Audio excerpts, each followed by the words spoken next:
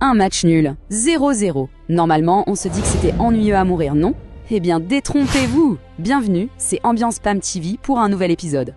Pensez à liker et suivre si vous nous regardez sur Facebook et à vous abonner sur YouTube, ça nous aide énormément. Aujourd'hui, on décortique un match qui sur le papier n'a l'air de rien, mais qui a été une véritable bataille, une épopée entre Haïti et le Honduras.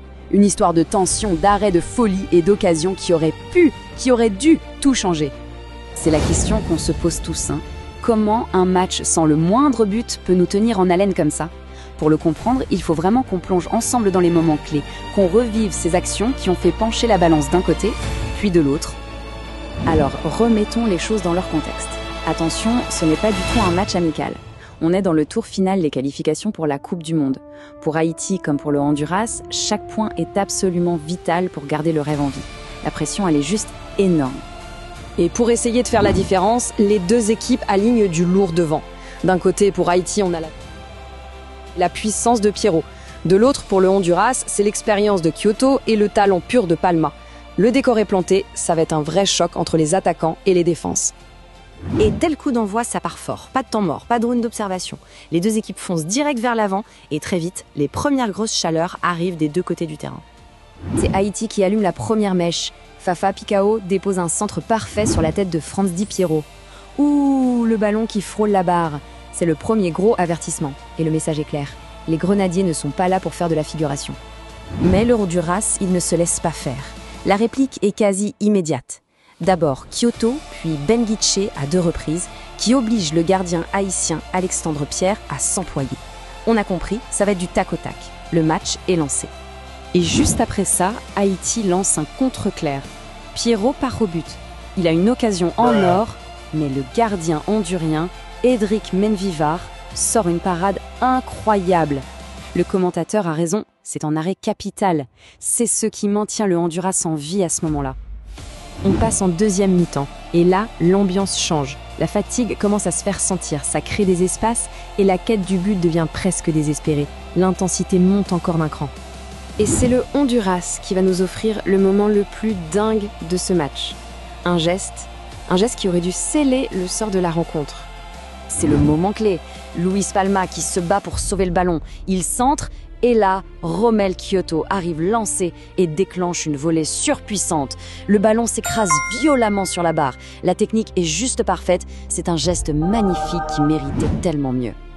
Le gardien était complètement battu, tout le monde retient son souffle et on entend ce bruit métallique qui résonne dans tout le stade. La transversale vient sauver Haïti. Le foot, ça se joue vraiment à rien. Le score, lui, ne bouge pas, toujours 0-0. Mais le Honduras ne baisse pas les bras. Quelques minutes après, sur un corner, le ballon arrive parfaitement sur la tête du capitaine, Davy Flores. Il est tout seul, mais alors absolument tout seul au point de pénalty. Et pourtant, il rate l'immanquable. Sa tête passe loin, très loin du cadre. C'est une occasion en or qui part en fumée.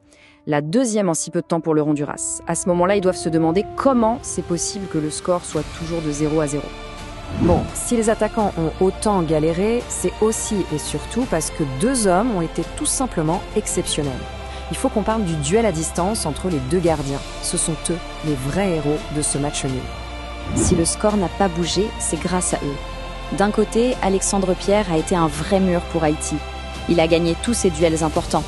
Et de l'autre, Edric Mengivar a été juste impérial, surtout sur les contres assassins d'Haïti. C'était un véritable match dans le match entre ces deux-là. Les dernières minutes, c'est de la folie pure. Les organismes sont à bout, les esprits sont frustrés. Les 2 équipes jettent leur dernière force dans la bataille, mais il n'y a plus de lucidité. On sent que le 0-0 est inévitable. Et voilà, l'arbitre siffle la fin, 0-0. Le score est nul, mais le match, lui, a été tout sauf nul. Reste cette question dans chaque camp. Est-ce qu'on a gagné 1 point ou est-ce qu'on en a perdu 2? Le résultat final, brut, simple, 0-0. Mais après avoir revécu toutes ces occasions, ces parades et surtout cette barre transversale, ce score paraît presque irréel. C'est toute la beauté et parfois toute la cruauté du football. Alors, on termine avec cette réflexion. Pour Haïti et le Honduras, 2 nations qui avaient un besoin quasi vital de gagner pour la qualif, comment est-ce qu'on interprète ce résultat? C'est une déception, un soulagement, ou c'est juste repousser le combat décisif à plus tard? Une chose est sûre, la route vers la Coupe du Monde est encore très très longue. N'oubliez pas de nous suivre sur tous nos réseaux sociaux pour ne rien manquer. À la prochaine!